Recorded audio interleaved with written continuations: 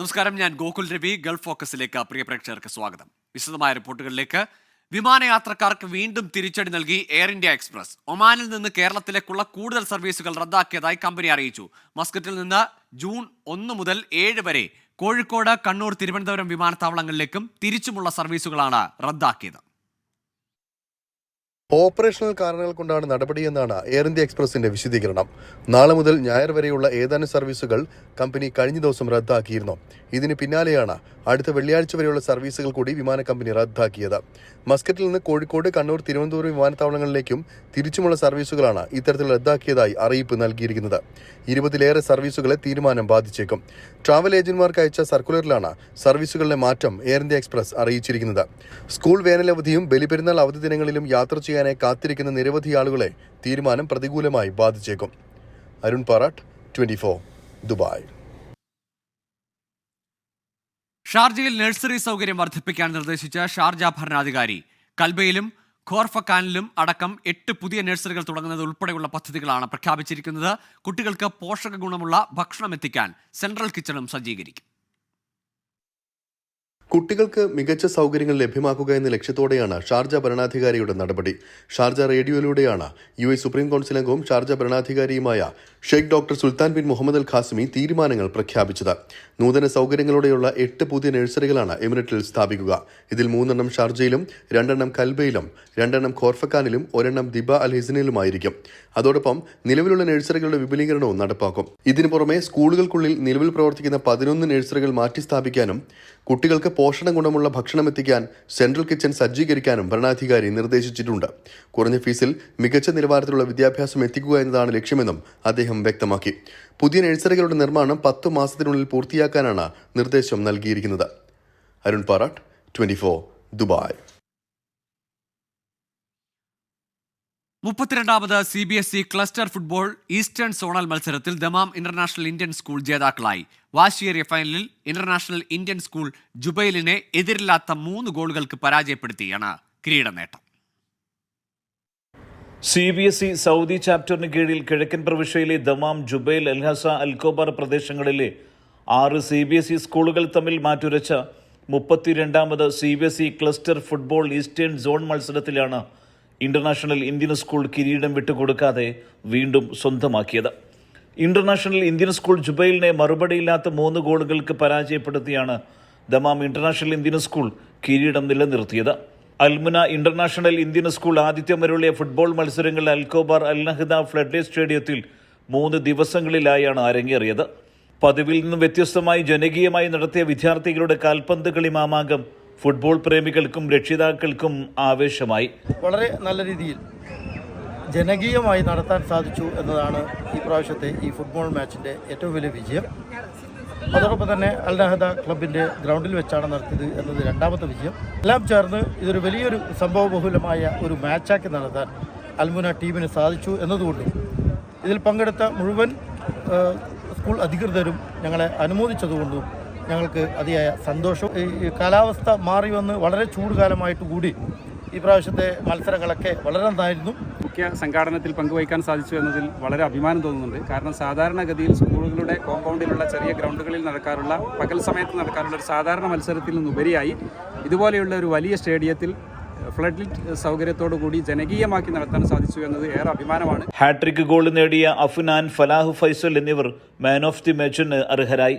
അൽമുന സ്കൂളിലെ നദി മുഹമ്മദ്, മോഡേൺ ഹസൌ സ്കൂളിലെ മുഹമ്മദ് കായ എന്നിവർ എമർജിംഗ് പ്ലെയറായും മാസ്റ്റർ ഇർഫാനെ ബെസ്റ്റ് ഡിഫൻഡറായും ജോസഫ് മോബിനെ ഏറ്റവും നല്ല ഗോൾ കീപ്പറായും മുഹമ്മദ് സാഹിനെ പ്ലെയർ ഓഫ് ദി ഡേ ആയും തെരഞ്ഞെടുത്തു. ഇവർക്കുള്ള ട്രോഫികൾ പ്രിൻസിപ്പൽമാരായ Alamgir, Kasim Shahjahan, school manager Khader master, Raza Rasheed, Parvez Aslam Kozhikode, Mujeeb Kalathil എന്നിവർ വിതരണം ചെയ്തു. Almuna school managing director doctor TP Muhammad വിന്നേഴ്സിനുള്ള ട്രോഫിയും Nada club vice president Sayyid റണ്ണേഴ്സിനുള്ള ട്രോഫിയും വിതരണം ചെയ്തു. ഷദീഖ് പാണ്ഡികശാല, ഇക്ബാൽ ആനമങ്ങാട്, മുജീബ് കൊളത്തൂർ, റഹ്മാൻ കാരിയാട്, ഷാനി, സംഘാടക സമിതി അംഗങ്ങളായ ഷിഹാബ്, പ്രദീപ് കുമാർ, നിഷാദ്, നൌഫൽ, സിറാജ്, ഷിഹാബ്, ഉണ്ണീൻ, അമരാൻ, മുഹമ്മദ് അലി, നജമുദ്ദീൻ, അനീസ്, അനസ് എന്നിവർ കളിക്കാരെ പരിചയപ്പെട്ടു. റഫറിമാരായ ഹനീഫ ചേളാരി, സഫീർ അലി വാണിയമ്പലം, സുഹൈബ് എടത്തനാട്ടുകര, സിയാസ് താനൂർ, നിഷാദ് തുവൂര്, നൌഫൽ എന്നിവരാണ് 32ാമത് CBSE ക്ലസ്റ്റർ ഫുട്ബോൾ മത്സരങ്ങൾ നിയന്ത്രിച്ചത്. സുബൈറുദ്ദീനൂർ, 24 ദമാം. ഖത്തറിൽ നൃത്തവിസ്മയമൊരുക്കി ഒലീവ് സുനോ റേഡിയോ നെറ്റ്വർക്കിന്റെ ഡാൻസ് കാർണിവൽ മത്സരത്തിൽ ജൂനിയർ വിഭാഗത്തിൽ നാട്യാഞ്ജലിയും സീനിയർ വിഭാഗത്തിൽ മാജിക് ഫീറ്റും 1ാം സ്ഥാനം നേടി.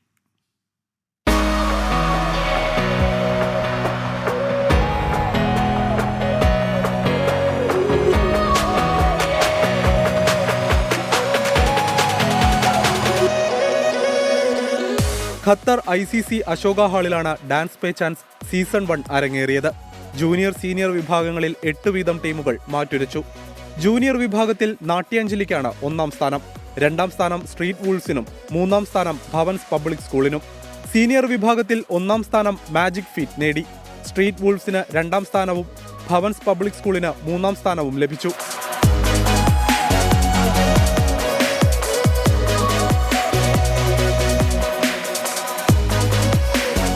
പ്രശസ്ത നൃത്ത സംവിധായിക കുമാർ ശാന്തിയാണ് വിജയികളെ തെരഞ്ഞെടുത്തത്. ഡാൻസ് മാസ്റ്റർ കുമാർ ശാന്തിക്ക് ഒലീവ് സുനോ റേഡിയോ നെറ്റ്വർക്ക് നൃത്തത്തിലൂടെ ആദരമർപ്പിച്ചു. സൂസ ഡിമ സൂസിയുടെ നേതൃത്വത്തിലുള്ള കുട്ടികളും തൃശൂർ ജില്ലാ സൗഹൃദ വേദിയിലെ സുജിത് നേതൃത്വം നൽകിയ സംഘവും ഒലീവ് സുനോ റേഡിയോ നെറ്റ്വർക്ക് അംഗങ്ങളും ചുവടുവെച്ചു.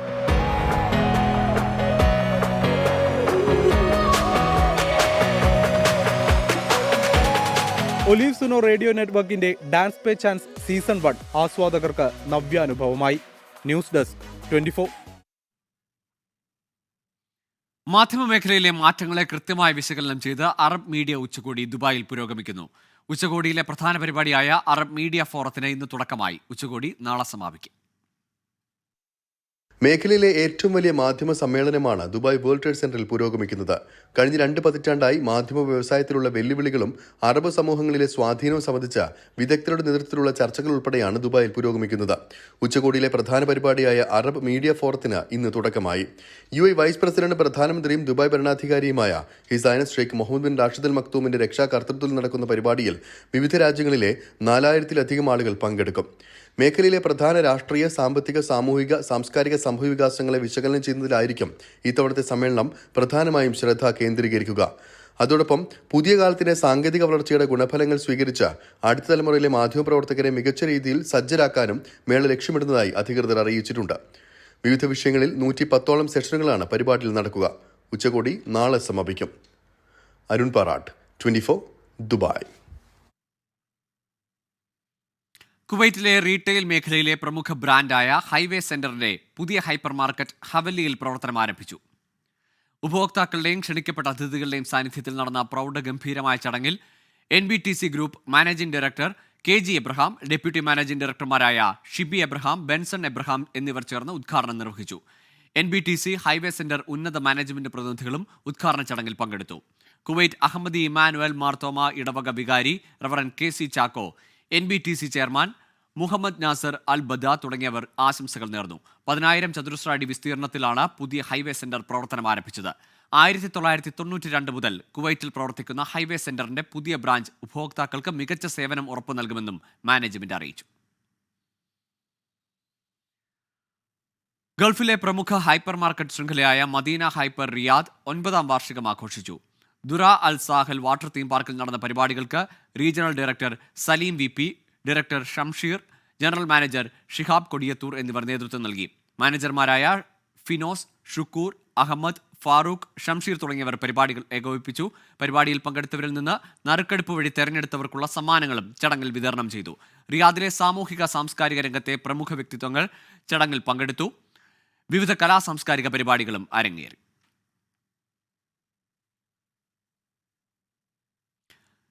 കുവൈറ്റ് പ്രവാസിയായ മലയാളി വിമാനത്തിൽ വെച്ച് മരിച്ചു. തിരൂർ പെരുമണ്ണ സ്വദേശി ഹംസയാണ് കുവൈറ്റിലേക്കുള്ള യാത്രക്കിടെ വിമാനത്തിൽ വെച്ച് മരിച്ചത്. ഹൃദയാഘാതമാണ് മരണകാരണം. മൃതദേഹം നാട്ടിലെത്തിക്കുന്നതിനുള്ള നടപടിക്രമങ്ങൾ KMCCയുടെ നേതൃത്വത്തിൽ പുരോഗമിക്കുന്നതായി ബന്ധുക്കൾ അറിയിച്ചു. സ്വവർഗാനുരാഗികളെക്കുറിച്ച് അധിക്ഷേപ പരാമർശം നടത്തിയതിൽ മാപ്പ് പറഞ്ഞ ഫ്രാൻസിസ് മാർപ്പാപ്പ ആരെയും അധിക്ഷേപിക്കാൻ ഉദ്ദേശിച്ചില്ലെന്നും വേദനയുണ്ടായതിൽ ക്ഷമ ചോദിക്കുന്നുവെന്നുമാണ് വത്തിക്കാൻ പുറത്തിറക്കിയ പ്രസ്താവന. ഇറ്റാലിയൻ ബിഷപ്പുമാരുടെ കൂടിക്കാഴ്ചയിൽ സ്വർഗാനുരാഗികളെക്കുറിച്ച് മാർപ്പാപ്പ അശ്ലീല പദം ഉപയോഗിച്ചുവെന്നാണ് റിപ്പോർട്ട്. സ്വകാര്യ കൂടിക്കാഴ്ചയായിരുന്നെങ്കിലും ഇറ്റാലിയൻ മാധ്യമങ്ങൾ റിപ്പോർട്ട് ചെയ്തതോടെ മാർപ്പാപ്പയുടെ പരാമർശം വലിയ വിവാദമായി. മറ്റു വാർത്തകളിലേക്ക്. അസാധാരണ മഴയിൽ മുങ്ങിത്താണ് കൊച്ചി. 2.5 മണിക്കൂറിൽ കൊച്ചിയിൽ പെയ്തിറങ്ങിയത് 150 മില്ലിമീറ്റർ മഴ. ലഘുമേഘ വിസ്ഫോടനമെന്ന് കാലാവസ്ഥാ വിദഗ്ധർ ചൂണ്ടിക്കാട്ടിയ പ്രതിഭാസം അക്ഷരാർത്ഥത്തിൽ ജനജീവിതം സ്തംഭിപ്പിച്ചു. താഴ്ന്ന പ്രദേശങ്ങൾ വെള്ളത്തിനടിയിലായി. റോഡുകളിൽ വെള്ളം കയറിയതോടെ ഗതാഗതം നിലച്ചു. നിരവധി വീടുകളിൽ വെള്ളം കയറി. മഴക്കാല മുന്നൊരുക്കങ്ങൾ പാളിയെന്ന് സംബന്ധിച്ച മന്ത്രി പി രാജീവ് പെരുമാറ്റച്ചട്ടത്തെ പഴിച്ച് ഒഴിഞ്ഞുമാറി. എറണാകുളം ജില്ലയിൽ റെഡ് അലർട്ട് തുടരുകയാണ്.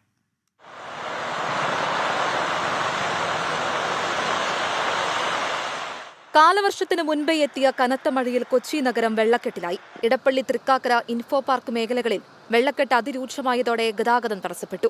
തൃക്കാക്കരയിൽ 20ഓളം വീടുകളിൽ വെള്ളം കയറി. ഒരു വീടിന്റെ സംരക്ഷണ ഭിത്തി ഇടിഞ്ഞു.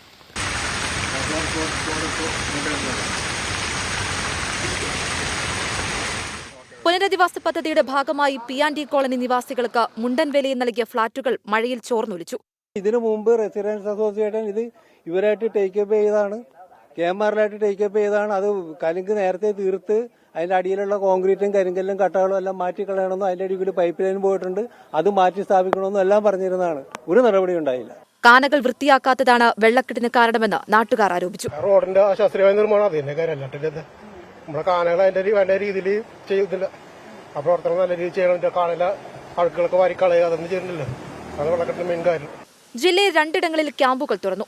മഴക്കാലപൂർവ്വ ക്രമീകരണങ്ങൾക്ക് യോഗങ്ങൾ ചേരാൻ തെരഞ്ഞെടുപ്പ് കമ്മീഷന്റെ ഇടപെടൽ തടസ്സമായെന്നും സാധ്യമാകുന്ന എല്ലാ ഇടപെടലുകളും നടത്തുന്നുണ്ടെന്നും മന്ത്രി പി രാജീവ്. ക്യാമ്പ് 2 സ്ഥലത്ത് തുറന്നിട്ടുണ്ട്, കളമശ്ശേരി HMT സ്കൂളിലും. പക്ഷെ വലിയ തോതിൽ ആളില്ല, 2 പേരൊക്കെ വന്നിരുന്നത്. വെള്ളം ഇറങ്ങുന്ന മുറയ്ക്ക് അവർ തിരിച്ചു പോകുമെന്നാണ് കണക്കാക്കുന്നത്.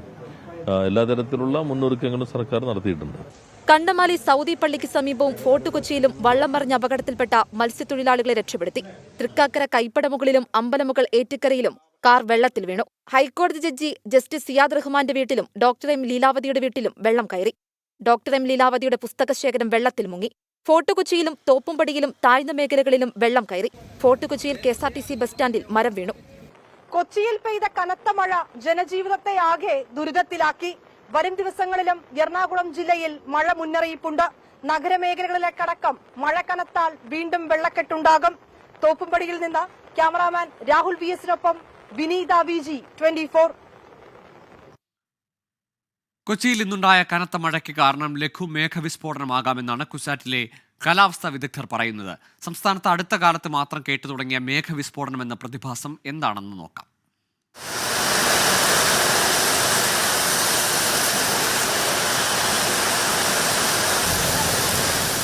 ചെറിയൊരു പ്രദേശത്ത് ചുരുങ്ങിയ സമയത്ത് പെരുമഴ പെയ്യുന്ന പ്രതിഭാസത്തെയാണ് മേഘവിസ്ഫോടനമെന്ന് വിളിക്കുന്നത്. കേന്ദ്ര കാലാവസ്ഥാ വകുപ്പിന്റെ കണക്ക് പ്രകാരം മണിക്കൂറിൽ 10 സെന്റിമീറ്റർ അഥവാ 100 മില്ലിമീറ്റർ മഴ പെയ്താൽ അതിനെ മേഘവിസ്ഫോടനമെന്ന് വിളിക്കാം. കൊച്ചിയിൽ ഇന്ന് സംഭവിച്ചത് ലഘുമേഘവിസ്ഫോടനം അഥവാ മിനി ക്ലൗഡ് ബേസ്റ്റ് ആണെന്നാണ് കാലാവസ്ഥാ ശാസ്ത്രജ്ഞർ പറയുന്നത്.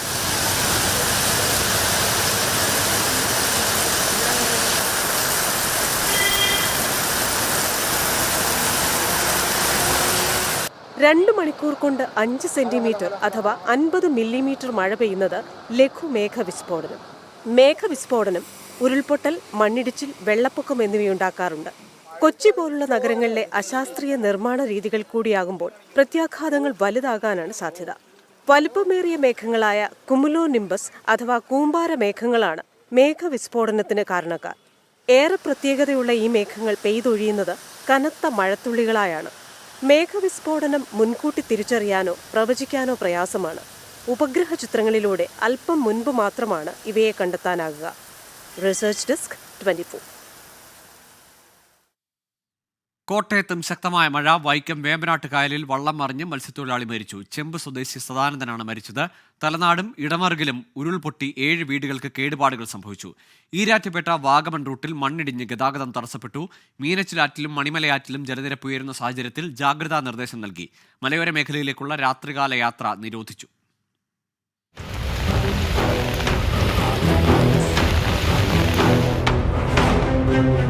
ഇന്നലെ രാത്രി ആരംഭിച്ച മഴ ഇന്നും ശക്തമായി പെയ്തു. മഴ പെയ്യുന്നതിനൊപ്പം കാറ്റും വീശിയതോടെ വലിയ നാശനഷ്ടമാണ് ജില്ലയിൽ റിപ്പോർട്ട് ചെയ്തത്. MC റോഡടക്കം പ്രധാന റോഡുകളിലെല്ലാം വെള്ളം കയറി. പലയിടത്തും ഗതാഗതം തടസ്സപ്പെട്ടു. ഉച്ചയോടെയാണ് തലനാടും ഇടമറുകിലും ഉരുൾപൊട്ടിയത്. തലനാട് ചോനമലയിലും ഇടമുറുക് ചൊക്കല്ലുമാണ് ഉരുൾപൊട്ടിയത്. പലയിടങ്ങളിലും മണ്ണിടിച്ചിലുമുണ്ടായി. ഈരാറ്റുപേട്ട വാഗമൺ റോഡിൽ മണ്ണിടിഞ്ഞതിനെ തുടർന്ന് ഗതാഗതം തടസ്സപ്പെട്ടു.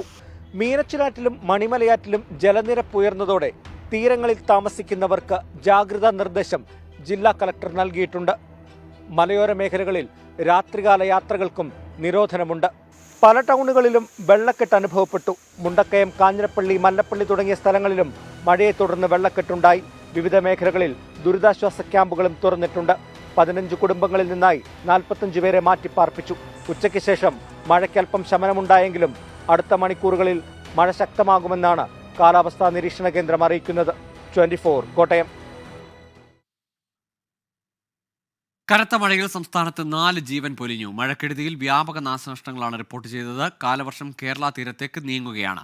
ശക്തമായ മഴ തെക്കൻ കേരളത്തിലും മധ്യ കേരളത്തിലും തുടരുമെന്നാണ് മുന്നറിയിപ്പ്. ശക്തമായ മഴയിലും കാറ്റിലും വീട്ടുമുറ്റത്ത് നിന്ന തെങ്ങ് ദേഹത്തേക്ക് മറിഞ്ഞ് ആലപ്പുഴ കൊയ്പ്പള്ളിക്കാരാഴ്മ സ്വദേശി അരവിന്ദ് മരിച്ചു. മുതലപ്പുഴയിൽ വള്ളം മറിഞ്ഞ് മത്സ്യത്തൊഴിലാളിയായ എബ്രഹാമിനും ജീവൻ നഷ്ടമായി. കാസർഗോഡ് കാഞ്ഞങ്ങാട് പുഴയിൽ കുളിക്കാനിറങ്ങിയ 14-കാരൻ സിനാൻ ചുഴിയിൽപ്പെട്ടു മരിച്ചു. കൊല്ലത്തും തിരുവനന്തപുരത്തും റോഡുകളിലെ വെള്ളക്കെട്ട് ഗതാഗതത്തിന് തടസ്സമായി. കൊല്ലം, മരുത്തടി, ശക്തികുളങ്ങര, മങ്ങാട് പ്രദേശങ്ങളിൽ വീടുകളിൽ വെള്ളം കയറി. തിരുവനന്തപുരത്ത് നെയ്യാറ്റിൻകര ശ്രീകൃഷ്ണ ക്ഷേത്രത്തിന്റെ ചുറ്റുമതിൽ തകർന്നു വീണു. ചിറയൻകീഴ് കോട്ടൺ ഹിൽ സ്കൂളുകളുടെ മതിലിടിഞ്ഞു. വെഞ്ഞാറമൂട്ടിലും കല്ലമ്പലത്തും വെള്ളക്കെട്ടിൽ ഒറ്റപ്പെട്ടുപോയ കുടുംബങ്ങളെ ഫയർഫോഴ്സ് എത്തി രക്ഷിച്ചു. നഗരമേഖലയിലും ഉൾപ്രദേശങ്ങളിലും മഴ കനത്തു. വർക്കല പാപനാശത്ത് കുന്നിടിഞ്ഞു. കാട്ടാക്കടയിലും നെടുമങ്ങാടും മലവെള്ളപ്പാച്ചിലുണ്ടായി തോടുകൾ കരകവിഞ്ഞു. അരുവിക്കര ഡാം തുറന്നതോടെ കിള്ളിയാറും നിറഞ്ഞൊഴുകി.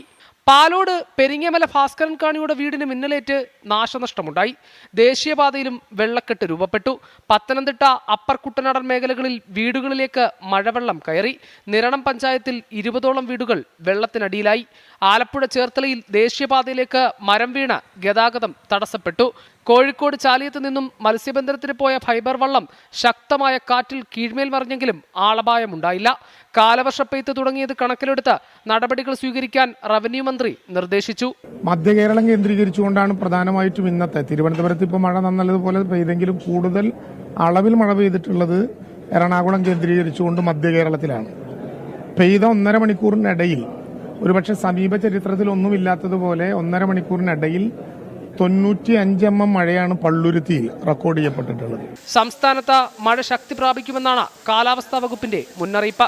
തെക്കൻ കേരളത്തിലും മധ്യ കേരളത്തിലും മഴ കനക്കും. വിവിധ ബ്യൂറോകൾക്കൊപ്പം 24 തിരുവനന്തപുരം. സംസ്ഥാനത്തിന്റെ വിവിധ ഭാഗങ്ങളിൽ മഴയ്ക്കൊപ്പം മഴക്കെടുതിയും അതിരൂക്ഷമായിരുന്നു. വിവിധ സ്ഥലങ്ങളിൽ നിന്ന് 24ന്റെ പ്രേക്ഷകർ അയച്ച ദൃശ്യങ്ങൾ.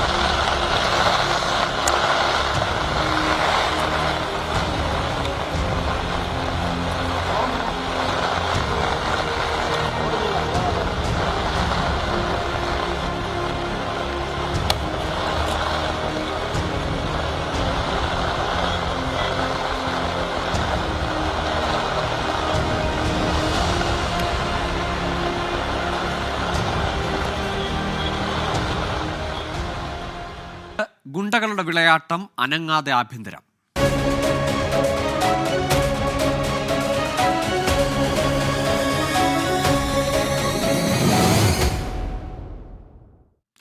തിരുവനന്തപുരം കല്ലറയിൽ പട്ടാപ്പകൽ നടു റോഡിൽ സ്ത്രീകൾക്കെതിരെ അതിക്രമം. വഴി ചോദിച്ച സ്ത്രീകളുടെ കാറിൽ 2 അംഗ സംഘം അതിക്രമിച്ചു കയറി. 18-കാരിയുടെ ശരീരത്തിൽ കയറി പിടിച്ചെന്നും വീഡിയോ എടുത്തെന്നും പരാതി. ബഹളം കേട്ടെത്തിയ നാട്ടുകാരാണ് പെൺകുട്ടികളെ രക്ഷപ്പെടുത്തിയത്. പാങ്ങോട് പോലീസ് കേസെടുത്തു. തിരുവനന്തപുരം കല്ലറയിൽ ഇക്കഴിഞ്ഞ ശനിയാഴ്ചയാണ് സ്ത്രീകൾക്ക് നേരെ അതിക്രമമുണ്ടായത്. വഴി ചോദിച്ച നിലമേൽ സ്വദേശികളുടെ കാറിൽ 2 പേർ അതിക്രമിച്ചു കയറി. ഇറങ്ങാൻ ആവശ്യപ്പെട്ടെങ്കിലും തയ്യാറായില്ല. തുടർന്ന് ദൃശ്യങ്ങൾ ചിത്രീകരിക്കാൻ ശ്രമിച്ചെന്നും പിടിച്ചു തള്ളിയെന്നുമാണ് പരാതി. 2 പേരുണ്ടായിരുന്നു. ഒരു കാക്കി ഉടുപ്പിട്ട ഒരാളും പിന്നെ പിങ്ക് ഷർട്ടിട്ട 2 പേരാണ് ആ വണ്ടിക്കകത്ത് ഇടിച്ചിട്ട് കയറിയത്. അങ്ങനെ ആ കാക്കി ഉടുപ്പിട്ട ആൾ ഇറങ്ങി ഡോർ തുറന്ന് പുറത്തിറങ്ങിയിട്ട് ഫ്രണ്ടിൽ കൂടെ വന്നിട്ട് വണ്ടിയുടെ കീ ഊരി അങ്ങ് എടുക്കുകയും അജ്മൽ എന്ന് പറയുന്ന ആളിൻ്റെ മൊബൈൽ പിടിച്ച് മേടിക്കുകയും ചെയ്തു. എന്നിട്ട് നമ്മൾ വീഡിയോയും ഫോട്ടോസൊക്കെ എടുക്കാൻ ശ്രമിച്ചു. അനുവാദമില്ലാതെ ഇത് കാറിൻ്റെ ബാക്കിൽ കൂടെ സീറ്റിൽ കയറി ഇരിക്കുകയും ചെയ്തു. സംഭവത്തിൽ 2 പേർക്കെതിരെ കേസെടുത്ത പാങ്ങോട് പോലീസ് കല്ലറ സ്വദേശിയായ ഓട്ടോ ഡ്രൈവർ രാജീവിനെ അറസ്റ്റ് ചെയ്തു. മറ്റൊരു പ്രതി ഒളിവിലാണ്. ലൈംഗികാധിക്ഷേപത്തിനാണ് കേസ്. പട്ടാപ്പകൽ അതിക്രമമുണ്ടായിട്ടും നാട്ടുകാർ അവിടെ നിന്ന് പോകാൻ ആവശ്യപ്പെടുകയായിരുന്നുവെന്ന് യുവതികൾ മൊഴി നൽകി. 24 തിരുവനന്തപുരം. പിണറായി സർക്കാരിന് സ്ഥിരം തലവേദന സൃഷ്ടിച്ച് ആഭ്യന്തര വകുപ്പും പോലീസും. 24 അതിരപ്പിള്ളി റിപ്പോർട്ടർക്കെതിരായ പോലീസ് നടപടിയിലെ വിമർശനത്തിന്റെ ചൂടാറും മുമ്പേ ഗുണ്ടാ പോലീസ് ബന്ധത്തിന്റെ തെളിവുകളും പുറത്തുവന്നതാണ് സർക്കാരിന് തലവേദനയാകുന്നത്. ഗുണ്ടാ പോലീസ് ബന്ധത്തിൽ മുഖ്യമന്ത്രിക്കെതിരെയും ആഭ്യന്തര വകുപ്പിനെതിരെയും വിമർശനം കടുപ്പിക്കുകയാണ് പ്രതിപക്ഷം. വിവാദങ്ങൾക്കിടെ മുഖ്യമന്ത്രി വിളിച്ച ഉന്നത പോലീസ് ഉദ്യോഗസ്ഥരുടെ യോഗം മാറ്റിവെച്ചു. ഒന്നാം പിണറായി സർക്കാരിന്റെ കാലം മുതൽ സർക്കാരിനെ ഏറ്റവും പ്രതിസന്ധിയിലാക്കിയത് പോലീസിന്റെ നടപടികളായിരുന്നു. പലപ്പോഴും ഘടകകക്ഷികളുടെ രൂക്ഷ വിമർശനത്തിനും എതിർപ്പിനും ഇതിടയാക്കി. 2ാം പിണറായി സർക്കാരിന്റെ കാലത്തും സർക്കാരിനെ കുഴപ്പിക്കുന്ന പോലീസ് നടപടികൾക്ക് മാറ്റമില്ല. 24 അതിരപ്പള്ളി റിപ്പോർട്ടറെ അകാരണമായി വീട് വളഞ്ഞ് അറസ്റ്റ് ചെയ്തത് രൂക്ഷമായ വിമർശനത്തിനിടയാക്കിയിരുന്നു. ഇതിന് തൊട്ടു പിന്നാലെ പുറത്തുവന്ന ഗുണ്ടാ പോലീസ് ബന്ധം അമ്പരപ്പുളവാക്കുന്നതായിരുന്നു. ഇടത് സഹയാത്രികരുൾപ്പെടെ രൂക്ഷമായ വിമർശനമാണ് ഉന്നയിച്ചത്. ഈ വിഷയം മുൻനിർത്തി സർക്കാരിനെ പ്രതിക്കൂട്ടിലാക്കിയാണ് പ്രതിപക്ഷം. ഗുണ്ടകളുടെ രക്ഷകർത്താക്കളായി CPIM-ഉം സർക്കാരും മാറുകയാണെന്ന പ്രതിപക്ഷ നേതാവ് VD സതീശൻ. എല്ലാത്തിൻ്റെയും പുറകിൽ പാർട്ടിയിലെ ചില ക്രിമിനലുകളെ എല്ലാ സംരക്ഷണവും കൊടുക്കുന്ന തണൽ കൊടുക്കുന്ന ആളുകളാണ് നിൽക്കുന്നത്. അപകടകരമായ നിലയിലേക്ക് കേരളം പോവുകയാണ്. പോലീസിനെതിരെ സമസ്ത മുഖപത്രം സുപ്രഭാതം രംഗത്തെത്തിയതും ശ്രദ്ധേയമായി. പോലീസിന് വേണ്ടത് ആഭ്യന്തരമന്ത്രി എന്ന തലക്കെട്ടോടെ പ്രസിദ്ധീകരിച്ച മുഖപ്രസംഗത്തിലാണ് വിമർശനം. ആഭ്യന്തരം പോലുള്ള വകുപ്പുകൾക്ക് സ്വതന്ത്ര മന്ത്രിയാണ് അഭിലഷണീയം. 100,000 പ്രശ്നങ്ങളിൽ ഇടപെടുന്ന മുഖ്യമന്ത്രിക്ക് ക്രമസമാധാന ചുമതല തലയിലേറ്റാനാകില്ല. DYSP ഗുണ്ടാബന്ധവും പോലീസ് അക്കാദമിയിലെ ലൈംഗിക അതിക്രമവും ചൂണ്ടിക്കാട്ടിയാണ് ലേഖനം. വിവാദങ്ങൾക്കിടെ മുഖ്യമന്ത്രി വിളിച്ച ഉന്നത പോലീസ് ഉദ്യോഗസ്ഥരുടെ യോഗം മാറ്റിവെച്ചു. യോഗം മറ്റൊരു ദിവസം നടക്കുമെന്ന് മുഖ്യമന്ത്രിയുടെ ഓഫീസ് അറിയിച്ചു. 24 തിരുവനന്തപുരം.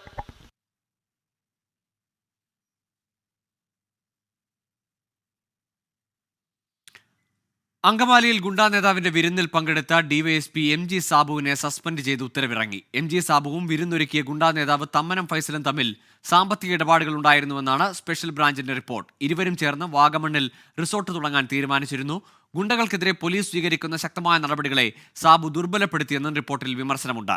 സംസ്ഥാന പോലീസ് സേനയ്ക്ക് തന്നെ വലിയ നാണക്കേടുണ്ടാക്കിയ സംഭവമായതിനാൽ സാബുവിന്റെയും ഫൈസലിന്റെയും കൂടിക്കാഴ്ചയിൽ വിശദമായ അന്വേഷണമാണ് നടക്കുന്നത്.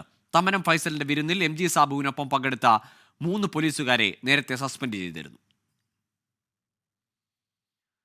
24 അതിരപ്പള്ളി റിപ്പോർട്ടർ റൂബിൻ ലാലിനെ മർദ്ദിച്ച ബീറ്റ് ഫോറസ്റ്റ് ഓഫീസർക്ക് വനം വകുപ്പിന്റെ സംരക്ഷണം. നടപടിയെന്ന വ്യാജേന BFO ജാക്സനെ വീടിനടുത്തേക്ക് സ്ഥലം മാറ്റി. ജാക്സൺ റൂബിനെ മർദ്ദിച്ചെന്ന പരാതിയിൽ അനങ്ങാതെ പോലീസും ഒത്തുകളിക്കുകയാണ്. ലോക്കപ്പിൽ റൂബിനെ പീഡിപ്പിച്ച CI ആൻഡ്രിക് ഗ്രോമിക്കിനെ വെള്ള പൂശുന്നതാണ് SP-യുടെ റിപ്പോർട്ട്. തന്നെ കയ്യേറ്റം ചെയ്തെന്ന റൂബിൻലാലിന്റെ പരാതിയിൽ നടപടിയെടുക്കാതെ പോലീസ് ഒളിച്ചുകളിക്കുന്നതിനിടയിലാണ് വനംവകുപ്പ് ഉദ്യോഗസ്ഥനെയും പോലീസ് ഉദ്യോഗസ്ഥനെയും സംരക്ഷിക്കാനുള്ള ഉന്നതതല നീക്കം. റൂബിനെതിരായ മർദ്ദന പരാതിയിൽ കഴമ്പുണ്ടെന്ന് കാട്ടി ബീറ്റ് ഫോറസ്റ്റ് ഓഫീസർ ജാക്സൺ ഫ്രാൻസിസിനെതിരെ വനംവകുപ്പ് നടപടിയെടുത്തു. എന്നാൽ വീടിന് 1.5 കിലോമീറ്റർ അകലെയുള്ള ചായ്പൻകുഴിയിലേക്ക് സ്ഥലം മാറ്റി സംരക്ഷണം നൽകുകയായിരുന്നു ഉന്നത ഉദ്യോഗസ്ഥർ. CCF ആടലരശനാണ് മന്ത്രി AK ശശീന്ദ്രൻ നിർദ്ദേശിച്ച നടപടി അട്ടിമറിച്ചത്. ഇതോടെയാണ് അന്വേഷണം വനം വിജിലൻസ് മേധാവിയെ ഏൽപ്പിക്കാനുള്ള തീരുമാനത്തിലേക്ക് മന്ത്രിയും എത്തിയത്. അതിനിടെ CA സംരക്ഷിക്കാനുള്ള നീക്കത്തിലാണ് SP നവനീത് ശർമ്മയുടെ നേതൃത്വത്തിലുള്ള പോലീസ്. വനമാസ്ഥാനത്തെ ഉന്നത ഉദ്യോഗസ്ഥന്റെ നിർദ്ദേശപ്രകാരം റോബിനെ അറസ്റ്റ് ചെയ്യാൻ DYSPക്ക് നിർദ്ദേശം നൽകിയത് SP ആയിരുന്നു. പിന്നീട് DYSP നിർദ്ദേശിച്ചതനുസരിച്ചാണ് CI ആൻഡ്രിക് ഗ്രോമിക് റോബിനെ അറസ്റ്റ് ചെയ്തതും കേസിലെ മുഖ്യ തെളിവായ മൊബൈൽ ഫോൺ നശിപ്പിച്ചതും. റൂബിന് ക്രൂരമായ ലോക്കപ്പ് മർദ്ദനമേറ്റുവെന്ന വാർത്ത പുറത്തുവന്നതോടെ ADGP റിപ്പോർട്ട് തേടി. ഇതോടെ SP നവനീത് ശർമ്മ അന്വേഷണ ചുമതല വിശ്വസ്തനായ DYSP അശോകനെ ഏൽപ്പിക്കുകയായിരുന്നു. ഈ റിപ്പോർട്ടിലും CIക്കെതിരായ നടപടി ലഘൂകരിക്കാൻ നീക്കം നടത്തി. മുഖ്യ തെളിവായ മൊബൈൽ ഫോൺ നശിപ്പിച്ചതും റൂബിനെ ലോക്കപ്പ് മർദ്ദനത്തിനിരയാക്കിയതും അന്വേഷണ റിപ്പോർട്ടിൽ പരാമർശിക്കുന്നില്ല. എന്നാൽ റിപ്പോർട്ട് സോണായി GK സേതുരാമൻ തള്ളി. റൂറൽ SP നവനീത് ശർമ്മയെ അന്വേഷണ ചുമതലയിൽ നിന്ന് മാറ്റി. തൃശൂർ DIG അജിതാ ബീഗമാണ് ഇനി പരാതി അന്വേഷിക്കുക. വനസംരക്ഷണ സമിതിയുമായി ബന്ധപ്പെട്ട കരാറുകളിൽ അഴിമതി പുറത്തുകൊണ്ടുവരാൻ കഴിഞ്ഞ മാസം 15 വിവരാവകാശ അപേക്ഷകൾ റൂബിൻലാൽ അതിരപ്പള്ളി DFO ലക്ഷ്മിക്കും മധ്യമേഖലാ CCFന് നൽകിയിരുന്നു. ഇതിനു പിന്നാലെ വനംവകുപ്പ് ഉദ്യോഗസ്ഥരിൽ നിന്ന് കടുത്ത ഭീഷണി റൂബിൻലാൽ നേരിട്ടിരുന്നു. ഇതിനിടെയാണ് നിലവിലെ പ്രശ്നങ്ങളുണ്ടായതും വനമന്ത്രിയുടെ ഉത്തരവ് അവഗണിച്ചും റൂബിൻലാലിനെ കുടുക്കാൻ നീക്കം ആരംഭിച്ചതും. 24 തൃശൂർ. മുതലപ്പുഴയിലെ അപകട പരമ്പരയ്ക്ക് കാരണം അദാനി പോർട്സിന്റെ സഹകരണമില്ലായ്മയെന്ന റിപ്പോർട്ട്. ഉന്നത ഉദ്യോഗസ്ഥർ ന്യൂനപക്ഷ കമ്മീഷന് നൽകിയ റിപ്പോർട്ടിലാണ് പരാമർശം. തുറമുഖ നിർമ്മാണത്തിനിടെ പുലിമുട്ടിനുണ്ടാകുന്ന കേടുപാടുകൾ അദാനി പോർട്സ് സ്വന്തം ചെലവിൽ പരിഹരിക്കണമെന്ന് വ്യവസ്ഥയുണ്ടായിരുന്നു. എന്നാൽ ഡ്രഡ്ജിങ്ങിനും പൊഴിയിൽ ചിതറിക്കിടക്കുന്ന കല്ലുകൾ നീക്കം ചെയ്യുന്നതിനും കമ്പനി നടപടി സ്വീകരിച്ചില്ലെന്ന് റിപ്പോർട്ടിൽ പറയുന്നു. റിപ്പോർട്ട് വിശദമായി പരിശോധിച്ച് തുടർ നടപടികൾക്ക് കമ്മീഷൻ സർക്കാരിന് ശുപാർശ ചെയ്യും. ന്യൂനപക്ഷ കമ്മീഷൻ സ്വയം എടുത്ത കേസിലാണ് മത്സ്യബന്ധന തുറമുഖ വകുപ്പ് സെക്രട്ടറി, ഫിഷറീസ് ഡയറക്ടർ, തിരുവനന്തപുരം ജില്ലാ കളക്ടർ, തീരദേശ പോലീസ് ഇൻസ്പെക്ടർ ജനറൽ എന്നിവർ റിപ്പോർട്ട് സമർപ്പിച്ചത്. റിപ്പോർട്ട് വിശദമായി പരിശോധിച്ചതിനു ശേഷം ന്യൂനപക്ഷ കമ്മീഷൻ ചെയർമാൻ സർക്കാരിന് ശുപാർശകൾ സമർപ്പിക്കും.